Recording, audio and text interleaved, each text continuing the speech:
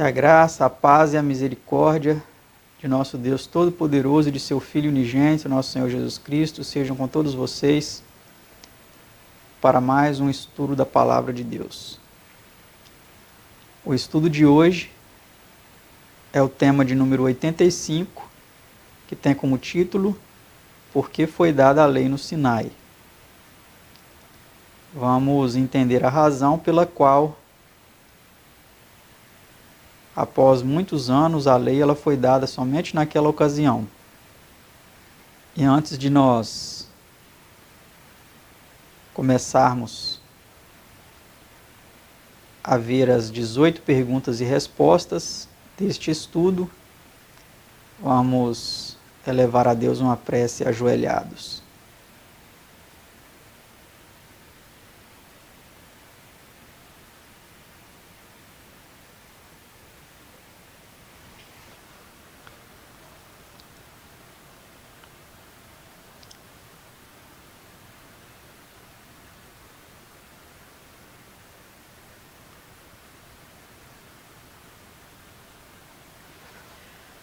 Pai Santo, Deus Eterno, Criador do Universo, exaltado por toda a eternidade seja o Teu glorioso nome e o nome de Seu Filho unigênito, nosso Senhor Jesus Cristo.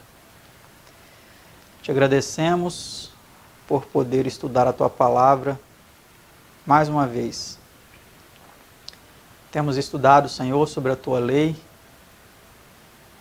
e neste terceiro e último estudo sobre este assunto, queremos pedir, Senhor, a Tua unção. Queira, ó Pai, pela Tua infinita bondade e misericórdia, ungir os meus lábios com a brasa viva do Teu altar, abençoar a minha voz na transmissão deste assunto tão sério e tão importante, ó Pai. O Senhor conhece a minha estrutura, Senhor. Sabe que eu sou pó. Mas eu te suplico, ó Pai, a Tua misericórdia, o Teu perdão, a Tua unção e a autoridade do alto para falar sobre este assunto. Abençoe cada um de nossos telespectadores que nos acompanham, seja por qualquer meio, ó Pai. Seja por qualquer meio de transmissão no qual este vídeo agora esteja chegando. Abençoe a cada um, Senhor. E ajude para que eles entendam a importância da Tua lei e a importância de obedecê-la ainda em nossos dias. Te suplico essas bênçãos, Senhor Deus Todo-Poderoso. Em nome e por amor do Seu Filho unigênito, nosso Senhor e Salvador Jesus. Amém.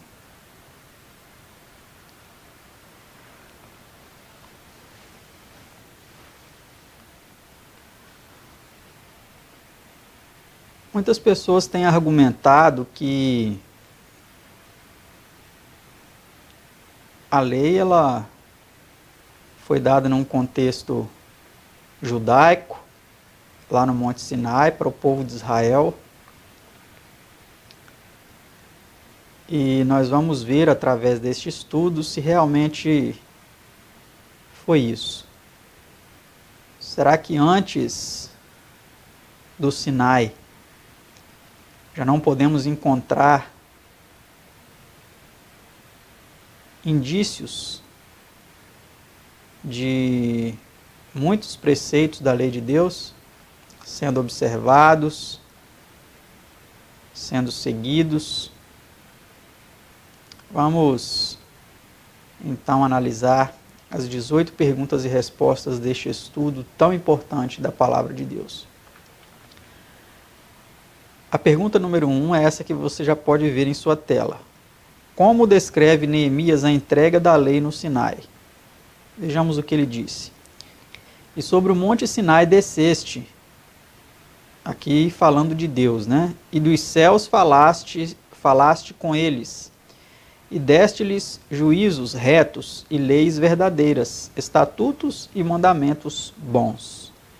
E o teu santo sábado lhes fizeste conhecer, e preceitos, estatutos e leis lhe mandaste pelo ministério de Moisés, teu servo. Neemias 9, 13 e 14. Então, como vemos, Neemias declarou aí que o próprio Deus desceu sobre o Monte Sinai e deu a eles, né, mandamentos retos, corretos. Não é isso? Inclusive o sábado, né? E muitos outros preceitos, estatutos e leis.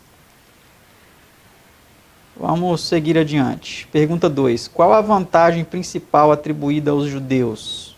Vamos ver qual é a vantagem que foi atribuída a eles. Qual é logo a vantagem do judeu ou qual a utilidade da circuncisão? Muita em toda a maneira, porque primeiramente as palavras de Deus lhe foram confiadas. Romanos 3, 1 e 2. Então muitas pessoas elas têm a tendência de menosprezar os judeus. Ah, esse negócio de lei de sábado isso é coisa de judeu e tal. Cuidado, amados. O próprio apóstolo Paulo, aqui em Romanos 3, verso 1 e 2, vem falando que sim, os judeus têm muita vantagem. Porque, primeiramente, as palavras de Deus, a vontade de Deus foi confiada a eles. Então, nós temos que ter cuidado ao falar dos judeus, né? Daquele tempo. Não de hoje, porque hoje a situação é outra, né? O próprio apóstolo Paulo diz que nem todo aquele que se diz judeu é judeu, né? Então precisamos analisar se quem está hoje assumindo aí o nome de judeu está realmente defendendo a palavra de Deus. Mas naquele contexto, aquelas pessoas receberam os oráculos divinos para poderem ser guardiões desses oráculos. E não somente isso, também para transmiti-los ao mundo. Mas vamos seguir aí a nota em nosso estudo que diz assim: a lei não foi dada a esse tempo exclusivamente para benefício dos hebreus. Deus os honrou, fazendo-os depositários e conservadores da sua lei, mas pretendia que ela fosse retida por eles como um legado sagrado para o mundo inteiro. Os preceitos do Decálogo adaptam-se a toda a humanidade e foram dados para a instrução e governo de todos. 10 preceitos breves, compreensivos e autorizados abrangem o dever do homem para com Deus e para com os seus semelhantes. E são todos alicerçados no grande princípio fundamental do amor. Amarás ao Senhor teu Deus de todo o teu coração e de toda a tua alma e de todas as tuas forças e de todo o teu entendimento e a teu próximo como a ti mesmo. São Lucas 10, 27. Nos 10 mandamentos, esses princípios são apresentados pormenorizadamente e aplicados à condição e circunstância do homem. Então aí ficou clara essa nota para nós, né? Dispensa até comentários. Vamos ver agora a pergunta 3. Antes da entrada da lei no Sinai, que disse Moisés quando Jetro o interrogou no tocante à maneira de ele julgar o povo? Essa pergunta é uma pergunta muito importante, porque na resposta veremos que antes mesmo da lei, quando Moisés ali se justifica para Jetro, ele já falava dos preceitos de Deus. Ou seja, podemos entender que eles já existiam, né? Mas vamos à resposta. Quando tem algum negócio, venha a mim para que eu julgue entre um e outro. E eu, né, Moisés, lhes declare os estatutos de Deus e as suas leis. Êxodo 18, verso 16. Note bem, meus amados, que a passagem aqui, ela é o capítulo 18 de Êxodo. E na sequência cronológica, a lei foi dada no capítulo 20 de Êxodo. Então essa situação aqui com Jetro, né, até mesmo porque Jetro não continuou ali no Sinai, ele foi embora para a terra dele antes, né? E aqui nós vemos já Moisés dizendo para Jetro que ele precisava julgar o povo e revelar a ele os estatutos de Deus e as suas leis. Então note que a lei de Deus, ela já existia antes mesmo de ser dada no Sinai. Tá certo? Vamos continuar. Pergunta 4. Que explicação deu Moisés aos príncipes de Israel, atinente à guarda do maná no 7º dia, no deserto de Sim, antes de chegarem ao Sinai? E ele disse-lhes: Isto é o que o Senhor tem dito: amanhã é repouso, o santo sábado do Senhor. 6 dias o colhereis, mas o 7º dia é o sábado, nele não haverá. Êxodo 16, 23 a 26. Então note bem, qual lógica teria dizer que o sábado foi dado somente no Sinai, se antes mesmo disso ele já havia sido observado pelo povo? O maná não caía no dia de sábado. É algo sem lógica, né? Então nós percebemos que antes mesmo do sábado ser dado no Sinai, a sua observância já era exigida do povo. Tanto que no relato da criação, no capítulo 2, verso 1 a 3, vem dizendo claramente a respeito da observância do sábado, né? Pergunta 5. Ao sair alguns no 7º dia para colher maná, que disse o Senhor a Moisés? Então disse o Senhor a Moisés: Até quando recusareis guardar os meus mandamentos e as minhas leis? Êxodo 16, 28. É evidente, pois, que o sábado e a lei de Deus existiram antes de serem dadas no Sinai. Volto a frisar que aqui é um capítulo mais anterior ainda do que o 18, é o capítulo 16. E a lei aparece sendo dada apenas no capítulo 20 de Êxodo, naquela sequência ali da jornada de Israel, até que eles cheguem ao Sinai. Então aqui, o próprio Deus fala agora claramente, né, naquele verso anterior que nós lemos, é Moisés falando para Jetro. Aqui agora nós vemos o próprio Deus falando para Moisés: Até quando recusareis guardar os meus mandamentos e as minhas leis? Ele disse isso pelo fato de algumas pessoas, mesmo tendo sido avisadas, saíram para procurar maná no dia de sábado, quando Deus disse que nesse dia não cairia, e que no 6º dia cairia uma porção dupla, para que eles pudessem colher e comer na sexta e no sábado. Tá certo? Vamos seguir adiante. Pergunta 6. Que pergunta fez São Paulo concernente à lei? Logo, para que é a lei?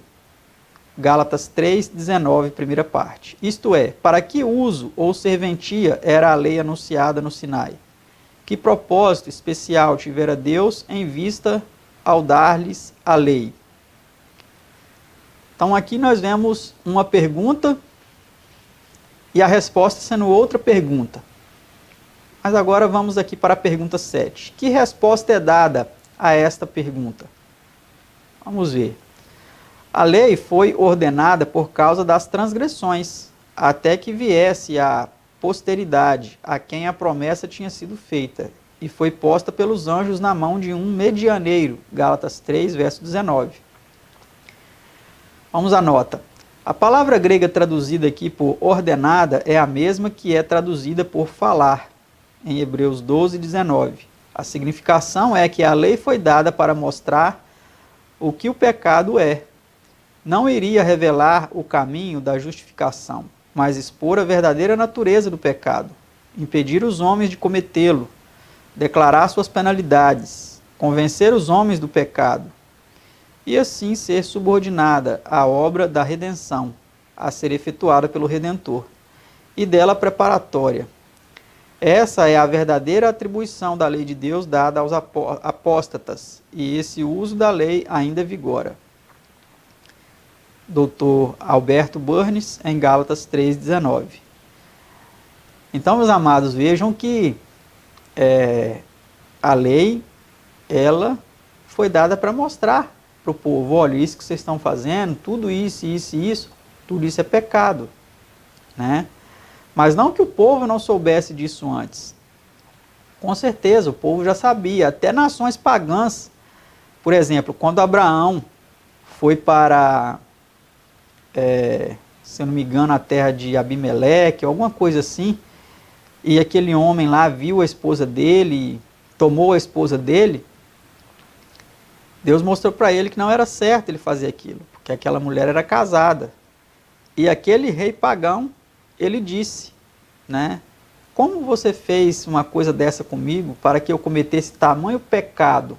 Ou seja, ele já sabia que adultério era pecado. O próprio Caim, como foi declarado a ele que o fato dele assassinar o seu irmão era pecado? Não foi dado somente na lei, lá no Monte Sinai, não matarás? Mas nós podemos perceber que antes mesmo de ser dada essa lei, dessa forma, declarada explicitamente, já era considerado pecado e errado matar. Então nós podemos notar, meus amados, que o pecado, desde quando ele entrou no mundo, ele já se evidenciou que ele era a transgressão da lei de Deus, tá? Vamos seguir à frente aí, pergunta 8. Como é de novo expressa essa mesma verdade? E assim a lei é santa, e o mandamento santo, justo e bom. Logo tornou-se o bom em morte? De modo nenhum. Mas o pecado, para que se mostrasse pecado, operou em mim a morte pelo bem, a fim de que pelo mandamento o pecado se ficasse excessivamente maligno. Romanos 7, 12 e 13. Então fica evidenciado para nós, então, que o objetivo da lei é mostrar o que é pecado. Não é salvar, né? Não é purificar, não, é mostrar o que é pecado. E nos apontar, nos levar a Cristo. Né? Pergunta 9. Para que fim foi introduzida a lei? Vamos ver. Veio, porém, a lei para que a ofensa abundasse. Romanos 5, verso 20. Pela doação da lei no Sinai, portanto, Deus pretendia não aumentar ou multiplicar o pecado, porém que os homens, por meio de uma nova revelação dele e de seu caráter e vontade, numa lei expressa e escrita com perfeita clareza, vissem melhor a terrível pecaminosidade do pecado, e assim o seu estado desesperado e arruinado. Enquanto estava no Egito, rodeado de idolatria e pecado, e como resultado de sua longa escravidão e dura servidão, o próprio Israel, que era o povo peculiar de Deus, havia grandemente esquecido a Deus e perdido de vista seus reclamos. Sem que alguém se convença de que é pecador, não pode ver sua necessidade de um salvador do pecado. Daí a doação ou nova publicação da lei para o mundo, por meio de Israel no Sinai. Então, meus amados, note aí a importância, né, de compreender muito bem isso. Se nós pararmos para analisar realmente o porquê a lei foi dada ali no Sinai, vamos, por exemplo, citar um detalhe no quarto mandamento para nos ajudar a entender isso. Por que que o mandamento do sábado ele começa com a palavra lembra-te? Lembra-te do dia do sábado para o santificar. Eu só posso lembrar de uma coisa que já existia antes. Correto? E aquele povo, por ser escravo no Egito, durante gerações, né, mais especificamente 4 gerações, 400 anos, eles haviam esquecido a importância de observar esse dia. Porque eles eram escravos. Escravo tem dia de guarda? Escravo tem dia de descanso? Não. Então, pelo fato deles serem escravizados ali no Egito, o mandamento ele começa com a palavra lembra-te. Porque eles haviam esquecido disso pela circunstância em que eles se encontravam ali no Egito. E agora eles precisariam novamente ter a declaração explícita de que aquele dia deveria continuar sendo observado. Não deveria ser esquecido. Mas vamos continuar aqui analisando as perguntas e respostas de nosso estudo. Vamos para a pergunta 10. Por que meio nos vem o conhecimento do pecado? Pela lei vem o conhecimento do pecado. Romanos 3:20, ver também Romanos 7:7. Pergunta 11. Que uso devemos fazer da lei de Deus? Sabemos, porém, que a lei é boa, se alguém dela usa legitimamente. 1 Timóteo 1, verso 8. Então, precisamos usar legitimamente, né, a lei de Deus. Pergunta 12. Como é indicado o uso legítimo da lei? Sabendo isto, que a lei não é feita para o injusto, mas para o justo, né, melhor dizendo, mas para os injustos e obstinados, para os ímpios e pecadores, para os profanos e irreligiosos, para os parricidas e matricidas, para os homicidas, para os devassos, para os sodomitas, para os roubadores de homens, para os mentirosos, para os perjuros e para o que for contrário à sã doutrina. 1 Timóteo 1, 9 e 10. Noutras palavras, o uso legítimo da lei escrita é mostrar o que é o pecado e convencer os pecadores de que eles são pecadores e precisam de um Salvador. O desígnio de Deus, ao dar a lei no Sinai, foi convencer o homem do pecado e conduzi-lo assim a Cristo. Estamos amados, para isso que serve a lei, né? Para mostrar que somos pecadores, que precisamos de Cristo e que Cristo tem poder para nos libertar do pecado, para parar de praticar o que é errado, né? Pergunta 13. Quem diz Cristo precisar de médico? Não precisam de médicos os sãos, mas sim os doentes. São Mateus 9, verso 12. Falando de como tratar os que não sentem os seus pecados, nem têm profunda convicção de culpa, Dwight Moody, em seus sermões, apelos e orações, diz: farei tão somente que a lei de Deus opere em tais pessoas e os mostre a si próprias como realmente são. Não busqueis curar a ferida antes de o ferimento ser sentido. Não procureis ministrar o consolo do Evangelho sem que vossos conversos vejam que pecaram. Vejam-no e também o sintam. Então, olha que interessante, né? Então, sem a lei, meus amados, não tem como a gente sentir necessidade de cura, necessidade de Cristo, porque ela aponta quais são as nossas debilidades, quais são as nossas feridas, para que nós busquemos ser curados, ser sarados pelo nosso médico, o nosso Senhor e Salvador Jesus Cristo. Tá certo? Então, se nós tirarmos a lei, arrancarmos a lei, não tem pecado. E se não tiver pecado, nós não precisamos de um Salvador. Tá bom? Então é simples entender isso. Tá? Pergunta 14. A quem diz Cristo haver vindo chamar ao arrependimento? Vamos ver. Porque eu não vim chamar os justos, mas os pecadores ao arrependimento. Mateus 9, verso 13. Pergunta 15. Qual é a força do pecado? Ora, o aguilhão da morte é o pecado, e a força do pecado é a lei. 1 Coríntios 15, verso 56. Pergunta 16 agora. Qual é o salário do pecado? Porque o salário do pecado é a morte, mas o dom gratuito de Deus é a vida eterna por Cristo Jesus, nosso Senhor. Romanos 6, 23. Penúltima pergunta de nosso estudo. Poderá uma lei que condena alguém conceder-lhe vida? Olha que pergunta importante, é interessante essa pergunta. Vamos ver a resposta. Logo, a lei é contra as promessas de Deus? De nenhuma sorte. Porque se fosse dada uma lei que pudesse vivificar, a justiça, na verdade, teria sido pela lei. Gálatas 3, 21. Então, meus amados, vemos aí que a lei ela não pode dar vida a ninguém, né? Vemos aí claramente que se a lei pudesse justificar, pudesse vivificar, né, dar vida, a justiça teria vindo pela lei. Então, quem dá vida é o nosso Senhor Jesus Cristo. que nos redime, que nos restaura da transgressão da lei, mas não para permanecer na transgressão. É importante atentar para isso, tá? E última pergunta, pergunta 18. Qual, pois, foi o propósito ou desígnio especial de a lei ter sido dada no Sinai? De maneira que a lei nos serviu de aio para nos conduzir a Cristo, para que pela fé fôssemos justificados. Gálatas 3, 24. Vamos aí para algumas notas agora em nosso estudo. Para que existe a lei de Deus? Para aguardarmos a fim de sermos salvos por ela?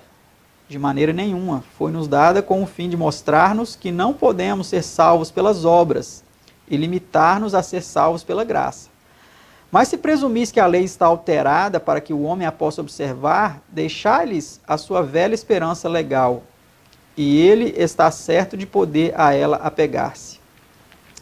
Necessitais de uma lei perfeita que mantenha o homem, quando apartado de Cristo, em estado de desesperança. Ponha-o numa jaula de ferro, feche-o a cadeado e não lhe ofereça escape algum, senão o da fé em Cristo. Então se porá a gritar: Senhor, salva-me pela graça, pois percebo que não me posso salvar por minhas próprias obras. E assim é. E assim é que São Paulo, o apresenta aos Gálatas. A Escritura inclui a todos sob o pecado, para que a promessa pela fé de Jesus Cristo pudesse ser concedida aos que creem.